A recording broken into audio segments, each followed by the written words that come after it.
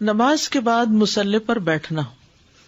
نماز کے بعد بیٹھنے کی کم از کم مقدار کتنی ہونی چاہیے؟ عائشہ رضی اللہ تعالی عنہا سے مروی ہے، کہتی ہے کہ رسول اللہ صلی اللہ علیہ وسلم جب سلام پھیرتے تو اللہم انت السلام ومنک السلام تبارکت یا ذا الجلال یا تبارکت ذا الجلال والاکرام، اے اللہ تو سلام ہے، تجھ سے سلامتی ہے، بزرگی اور عزت والے تو بڑی برکت والا ہے. اتنی دیر کہنے کے برابر ہی بیٹھتے، یعنی یہ منیمم ہے، اتنی دیر یہ پڑھ کے پھر اٹھنا چاہیے. آخری تشہد کے مثل بیٹھنا، یعنی جتنی دیر آپ رکعت مکمل کر کے سجدے سے سلام تک بیٹھے ہیں اتنی دیر آپ بعد میں بھی بیٹھے. براء ابن عازب رضی اللہ عنہ سے مروی ہے، کہتے ہیں کہ میں نے محمد صلی اللہ علیہ وسلم کے ساتھ نماز پڑھنے میں غور و فکر کیا تو میں نے آپ کے قیام، آپ کا رکوع کے بعد آپ کا اعتدال، آپ کا سجدہ، 2 سجدوں کے درمیان جلسہ، سلام پھیرنے تک آپ کا بیٹھنا اور سلام پھیرنے سے واپس جانے کا درمیانی وقفہ تقریباً برابر ہی پایا. باقی چیزوں کی تم پیچھے پڑ چکے ہیں نا، کہ جیسے آپ کا قیام اور پھر رکوع جو تھا برابر ہوتا تھا اور پھر قومہ اور جلسہ. تو یہاں پر کیا ہے کہ اتحیات مکمل کرنے تک جتنا وقت لگتا ہے سلام پھیرنے کے بعد بھی کم از کم اتنی دیر آپ بیٹھتے تھے مصلی پر. یہ بیٹھنا بہت فائدے کا ہے، یعنی عام طور پر لوگ بس سلام پھیرتے ہی اٹھ جاتے ہیں. کم از کم فرض نماز کے بعد آیت الکرسی پڑھنا، اللہم انت السلام منک السلام ربی اعنی علی ذکرک و شکرک، اور 33 دفعہ جو ہے سبحان اللہ الحمدللہ کی تسبیحات وغیرہ کرنا. فرشتوں کی دعائیں ملنا. ابو ہریرہ کہتے ہیں کہ رسول اللہ صلی اللہ علیہ وسلم نے فرمایا، جب تک تم اپنے اس مصلی پر بیٹھے رہو جہاں تم نے نماز پڑھی تھی اور بے وضو نہ ہو تو فرشتے دعا کرتے رہتے ہیں. کیا دعا؟ اللہم اغفر لہ، اللہم ارحمہ، اے اللہ اس کی مغفرت فرما دے، اے اللہ اس پر رحم فرما دے. آپ دیکھیے کہ ہم اپنے لیے اتنی دیر دعا نہیں کر سکتے جتنی دیر پر فرشتے بھی ساتھ شامل ہو جاتے ہیں. ہم مختلف دعائیں پڑھ رہے ہوتے ہیں، فرشتے ہمارے لیے یہی دعائیں کرتے جاتے ہیں، اور جس پر اللہ کی رحمت ہو جائے اس کا بیڑا پار لگ جائے، دنیا اور آخرت دونوں کی اس کی مشکلات آسان ہو جائیں. ابن جریج سے روایت ہے، انہوں نے کہا میں نے عطا سے پوچھا کیا آپ کو یہ بات پسند ہے کہ آپ نماز کے بعد نہ اٹھیں یہاں تک کہ اپنی تسبیحات سے فارغ ہو جائیں؟ انہوں نے کہا ہاں. میں نے کہا کیوں؟ انہوں نے کہا کیونکہ ہمارے شیوخ کہتے ہیں کہ فرشتے مسلسل اس آدمی کے لیے دعائیں کرتے رہتے ہیں جو اپنی جائے نماز سے کھڑا نہیں ہوتا جس پر اس نے نماز پڑھی ہو جب تک کہ اس کا وضو نہ ٹوٹے. پاکیزگی شرط ہے. انہوں نے کہا اور بے شک میں یہ پسند کرتا ہوں کہ یہ اجر و ثواب فرض نماز کے بعد کا ہو. میں نے کہا کیا آپ اس کو پسند کرتے ہیں کہ آپ کوئی بات نہ کریں یہاں تک کہ اس سے فارغ ہو جائیں؟ انہوں نے کہا ہاں اللہ کی قسم، لیکن لوگ ہمیں نہیں چھوڑتے. لوگ کوئی نہ کوئی سوال ضرور کرتے ہیں. بچے اس وقت آپ دیکھیں، آپ جو ہی سلام پہنتے ہیں وہ آ کے چمٹ جاتے ہیں، اور پھر آپ پڑھ بھی رہے ہوتے تو آپ کو منہ پکڑ پکڑ کے کہتے ہیں کہ ہماری بات کا جواب دو. نا کہ جواب کچھ بھی نہیں ہوتا، کوئی بات نہیں ہوتی. جی ہاں، بڑے بھی یہی کہتے ہیں کہ جائے نماز کو پکڑ کے بیٹھ گئے. ویسے ہم جہاں مرضی بیٹھے رہے، گھنٹوں بیٹھے رہے کاؤچ پہ بیٹھ کے موبائل چیک کرتے رہے، لیکن مصلی پہ بیٹھنا، کیونکہ وہ شیطان جو ہے نا اس کا کام کیا ہے، وہ جا کے لوگوں کو اکساتا ہے کہ اس کے خلاف کوئی بات کرو تاکہ یہ اپنا نیکی کا کام چھوڑ دے. دیکھیے جس سے حسد ہوتا ہے نا انسان کو، اس کے اوپر انسان نظر بھی رکھتا ہے کہ اچھا یہ کیا کر رہا ہے، یہ میرے بارے میں کیا کہتا ہے. اچھا انسان جب طاق رکھتا ہے تو پھر وہ کوئی اچھا کام کرنے لگے تو انسان کو کیا ہوتا ہے، اس انسان کو تکلیف ہوتی. شیطان ہم سے حسد کرتا ہے، تو جب وہ کوئی اچھا کام کرنے لگتا ہے تو شیطان کو تو آگ لگ جاتی ہے کہ یہ پھر شروع ہو گئے ہیں، اب کیسے روکوں. اب وہ کبھی تو خود آ کے وسوسے ڈالتا ہے، جب بندہ نہیں سنتا کچھ پھر کسی کو کہتا ہے اچھا تم اس کو کچھ کہو، اس کے دل میں جا کے ڈال دیتا ہے. تو اسی طرح من الجنتی والناس، یہ دونوں طرح کے لوگ ہوتے ہیں جو یعنی شیطان بھی اور جن بھی، دونوں ہی انسان کو ہر نیکی کے کام میں اس کے رکاوٹ ڈالتے ہیں. تو ان کا مقابلہ کرنا ہے، تب جا کر انسان کے معاملات درست ہوتے ہیں. سب کام اسی وقت اکٹھے ہو گئے، اٹیک ہو گیا ایک. بالکل فجر کے بعد طلوع آفتاب تک بیٹھے رہنا، فجر کی نماز کے بعد جب تک سورج نہ نکلے بیٹھے رہنا. دیکھیں یہ جو بچے جب بڑے ہو جاتے ہیں نا اور مڈل ایج ایک طرح سے آ جاتی ہے یا انسان کا بڑھاپا شروع ہو جاتا ہے تو وقت بڑا اچھا ہوتا ہے کہ بہت سی چیزوں سے انسان کو یعنی اس طرح کی فراغت ہو جاتی ہے جس سے چھوٹے بچوں کے ساتھ یہ بہت مشکل ہے.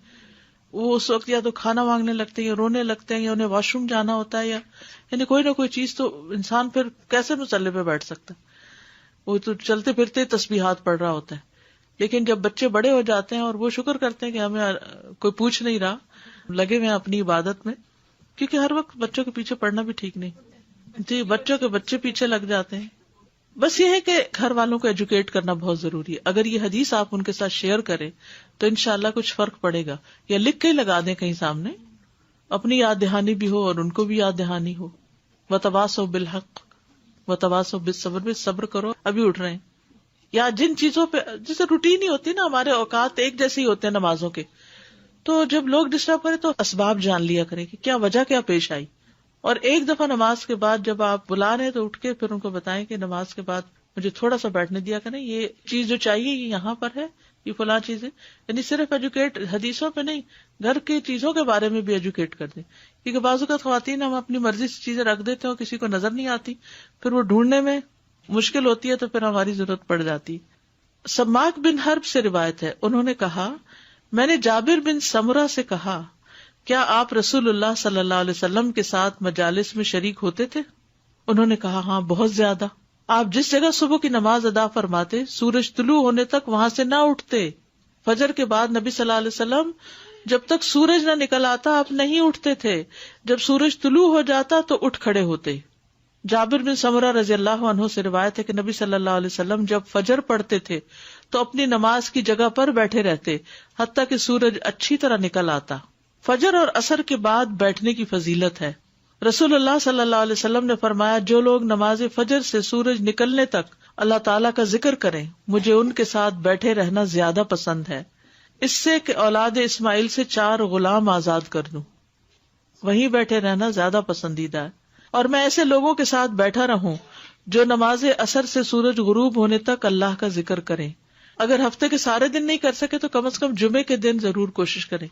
اگر سارا وقت عصر سے مغرب تک نہیں تو کم از کم 10 منٹ 15 منٹ غروب سے پہلے، کیونکہ دعاؤں کی قبولیت کا وقت ہوتا ہے. تو اپنے ٹائم ٹیبل اس طرح سیٹ کریں نا کہ وہ آپ کا فری پیریڈ ہو جائے اس میں، اور اس میں آپ اپنی ٹائم نکال لیں. اور جب دعا پڑھنے لگے تو دوسروں کو بتائیں کہ میں آپ سب کے لیے دعائیں مانگنے لگی ہوں.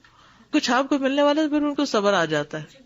جی ان کی لسٹ بھی مانگا آپ کو کیا کیا دعائیں کروانی ہے، میں کرنے لگی.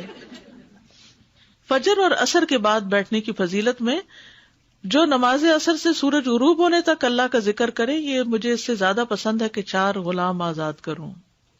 نماز کے بعد کی دعائیں ہیں. نماز کے بعد کی دعاؤں کے آداب: دل کو حاضر رکھتے ہوئے ذکر کرنا. ذکر سے مراد اس طرح ذکر کرنا جس میں دل حاضر ہو. ذکر ہوتا ہے یاد، تو یاد کیا ہوتی ہے؟ دل میں ہوتی. تو یاد زبان پہ تھوڑی ہوتی، اصل ذکر تو دل کا ذکر ہے. بس ذکر کرنے والے کا یہی مقصد ہونا چاہیے اور وہ اس حالت کو حاصل کرنے کی رغبت بھی رکھے. وہ جو بھی ذکر کرے اس پر تدبر کرے اور اس کے معنی کو سمجھے. اس کے معنی کو سمجھے. تدبر سے ذکر کرنا. ذکر میں غور و فکر اتنا ہی مطلوب ہے جتنا کہ قرآن کی قرأت میں مطلوب ہے، کیونکہ معنی اور مقصود میں دونوں برابر ہیں. معنی و مقصود سے مراد اللہ تعالیٰ کی طرف دل سے متوجہ ہونا، اور یہ کہ اللہ مجھے میرے عمل اور میری عبادت کو دیکھ رہا ہے. اور یہ کہ اللہ مجھے میرے عمل اور میری عبادت کو دیکھ رہا ہے. یہی وجہ ہے کہ صحیح چنا ہوا اور پسندیدہ مذہب یہ ہے کہ ذکر کرنے والا کا لا الہ الا اللہ کو لمبا کر کے پڑھنا مستحب ہے، کیونکہ اس سے تدبر آ جائے گا.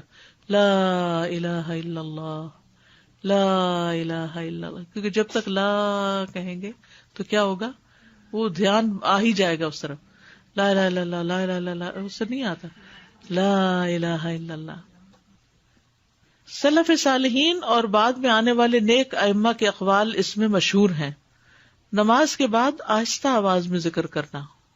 علامہ البانی رحمۃ اللہ علیہ کہتے ہیں کہ اذکار میں اصول یہ ہے کہ ان میں آواز کو دھیما رکھا جائے، جیسے کہ کتاب و سنت میں صراحت بیان کر دی گئی ہے، سوائے ان کے جن کو مستثنیٰ کیا گیا کہ یہ اونچی آواز میں کرو. خاص طور پر اس صورت میں جب اونچی آواز کرنے میں نمازی کے لیے یا کسی ذکر کرنے والے کے لیے کوئی پریشانی کا باعث ہو.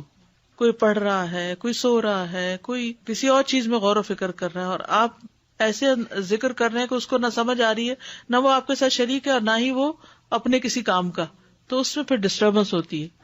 اور خصوصاً اس حالت میں جب یہ ذکر ایک جماعت کا اکٹھے ہو کر بلند آواز سے ہو. یعنی بعض ممالک میں 10 دفعہ لا الہ الا اللہ کہنے میں لوگ آواز بلند کرتے ہیں اور وہ آپ کے اس فرمان کی پرواہ نہیں کرتے کہ اے لوگو تم سب اپنے رب سے سرگوشی کرتے ہو، تو تم ایک دوسرے کے اوپر قرات کو اونچا کر کے نہ پڑھو، اس سے تم مومنوں کو تکلیف دو گے. ٹھیک ہے، صرف تعلیم کی غرض سے اونچی آواز میں ذکر کرنا ہو، سکھانے کے لیے. امام شافعی نے اپنی کتاب الام میں فرمایا، میں امام اور مقتدی کے لیے یہ چیز پسند کرتا ہوں کہ وہ نماز کا سلام پھیرنے کے بعد ذکر مخفی کر دیں. ہاں اگر کوئی امام پسند کرتا ہو کہ لوگ اس کا ذکر سن کر اس سے سیکھ لیں تو وہ اونچی آواز میں ذکر کر سکتا ہے، جیسے بچوں کو سکھانے کے لیے سبحان اللہ سبحان اللہ سبحان اللہ تسبیح پڑھ رہے ہیں، آیت الکرسی پڑھ رہے ہیں، بچے کو آپ ساتھ نماز پڑھا رہے ہیں تو اس میں کوئی حرج نہیں. یہاں تک کہ جب وہ خیال کرے کہ اس سے لوگوں نے سیکھ لیا ہے تو اس کے بعد وہ پھر دل میں پڑھنا شروع کرے. جیسے کلاسز میں بھی ہوتا ہے نا کہ شروع میں اونچی آواز میں کہلوا کے پڑھواتے ہیں، پر کہتے ہیں بلند آواز سے پڑھے کیونکہ پتہ نہیں چلتا کہ چپ کر کے کوئی پڑھ بھی رہا ہے کہ نہیں پڑھ رہا. بعض لوگ تو بلند آواز میں بھی گم ہو جاتے ہیں، تو اس میں یہ ہے کہ جب سیکھ جائے انسان تو پھر بلند آواز سے نہ پڑھے، پھر آہستہ ہی پڑھے. کیونکہ اللہ سبحانہ وتعالیٰ فرماتے ہیں وَلَا تَجْهَرْ بِصَلَاتِكَ وَلَا تُخَافِتْ بِهَا، تم نہ اپنی قرات کو اونچا کرو اور نہ ہی بالکل دھیما، یعنی دعا کرتے ہوئے. ٹھیک ہے، صلات کا معنی کیا؟ دعا. البانی کہتے ہیں سنت سے جو ثابت ہے کہ سری نمازوں میں امام بعض اوقات قرات کو ظاہر کرے تاکہ لوگوں کو سکھا سکے، جیسا کہ صحیحین اور دوسری کتابوں میں ہے کہ نبی صلی اللہ علیہ وسلم ان کو ظہر اور عصر کی نماز میں کوئی نہ کوئی آیت سنا دیتے تھے. یہ صحیح ابو داؤد میں ہے. اور عمر رضی اللہ عنہ سے صحیح ثابت ہے کہ آپ لوگوں کو دعائے استفتاح سبحانک اللہم اونچی پڑھ کر سناتے تھے. اسود بن یزید کہتے کہ عمر ہمیں یہ اونچا سناتے تاکہ ہمیں سکھائیں. میں کہتا ہوں کہ جب نماز میں ایسا جائز ہے تو تعلیم کی غرض سے نماز کے بعد ایسا کرنے میں بالولا جائز ہے. یعنی حضرت عمر نے اگر نماز کے اندر ایسا کیا ہے تو نماز کے بعد بھی کوئی حرج نہیں ہے. ٹھیک ہے. نبی صلی اللہ علیہ وسلم کا صرف تعلیم کی غرض سے اونچی آواز سے ذکر کرنا. ابن عباس نے خبر دی کہ نبی صلی اللہ علیہ وسلم کے عہد میں جب لوگ فرض نماز سے فارغ ہوتے تو بلند آواز سے ذکر کرتے، اور ابن عباس فرماتے ہیں کہ میں ذکر سن کر لوگوں کی نماز سے فراغت کو سمجھ جاتا.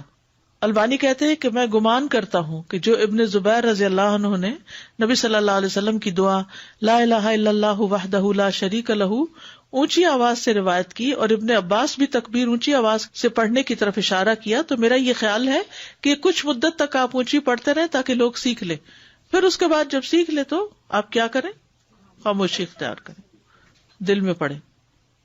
اور اس کی وجہ یہ ہے کہ وہ عام روایات جو ہم نے اس کے اور دیگر روایات کے ساتھ لکھی ہیں ان میں سلام پھیرنے کے بعد لا الہ الا اللہ اور نہ ہی تکبیر کا ذکر کیا ہے. اور کبھی بیان کیا جاتا ہے کہ آپ نے نماز کے بعد ذکر بیان کیا ہے، اور یہ بات بھی ذکر کی گئی ہے کہ آپ بغیر ذکر کر کے ہی چلے جاتے تھے.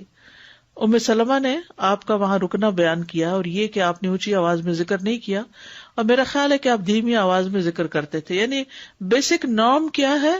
دھیمی آواز میں ذکر کرنا، الا یہ کہ کبھی سکھانے کی ضرورت ہو. سازا یہ جو فجر کے بعد اور عصر کے بعد بیٹھنے کا ہے تو مجھے بعض اوقات تھوڑی سی کنفیوژن ہوتی ہے کہ جیسے مصلی پہ جائے نماز پہ بیٹھے ہیں، سم ٹائم ایسا ہوتا ہے ہماری پریگنینسیز چل رہی ہوتی ہیں، یا پھر ایسی ہوتی ہے کہ ہم نیچے اسی جگہ پر نہیں اتنی دیر بیٹھ سکتے، تو کیا ہم اس کے برابر پڑے ہوئے کسی کاؤچ پہ، صوفے پہ یا بیڈ پر بیٹھ کے وہی تسبیحات اپنی کر سکتے ہیں؟ جی ہاں، کر سکتے ہیں. معذور کے احکام ہے نا، جیسے معذور اگر کھڑے ہو کے نماز نہیں پڑھ سکتا تو کیا کرے؟ بیٹھ کے نہیں تو لیٹ کے. تو معذور کی نماز تو اسی طرح ہو جائے گی ایز لانگ ایز آپ کی نیت ہے اس طرح پڑھنے کی. جسٹ اے سائڈ پوائنٹ استاذہ جی کہ یہاں تو نماز کے بعد کے اذکار کی بات ہوئی، بعض اوقات دیکھا گیا کہ کچھ بہنیں نماز کے اندر بھی سجدے کی دعا یا تشہد کی دعا کچھ اس طرح ذرا سی اونچی آواز میں پڑھنے لگتی ہے تو ساتھ والا نمازی کافی ڈسٹرب ہوتا ہے. تو کوئی ایسی چیز نہیں کرنی چاہیے کہ جس سے اپنی نماز تو بہت اچھی ہو جائے مگر دوسرا خلل میں آ جائے. دوسروں کو تکلیف سے ہمیشہ بچائیے. اسی سے ریلیٹڈ میرا بھی سوال ہے. میرے ایک کزن ہے تو وہ اونچی آواز میں نماز پڑھتے ہیں ہر وقت. ہاں ہر وقت. وہ کہتے ہیں کہ جب میں آرام سے پڑھتا ہوں تو مجھ سے غلط ہو جاتی ہے ساری نماز، تو جب میں اونچی آواز میں پڑھتا ہوں تو پھر میری کتنی اونچی پڑھتے ہیں؟ ہم سنتے ہیں نہیں اتنا تو نہیں پڑھنا چاہیے کیونکہ سنت یہ نہیں ہے. ہاں جب وہ پڑھ رہے ہوتے ہمیں آواز آتی کہ وہ کیا پڑھ رہے، مطلب سارا ہمیں پتہ پڑ جاتا ہے اتنا. تو اس طرح مطلب یعنی کرنا اتنا صحیح ہو کہ نہیں اپنے آپ کو سنا لے. لیکن مطلب وہ صحیح نہیں بہت ہے. اونچا نہیں، گھر پورے گھر کو تو نہیں سنانا.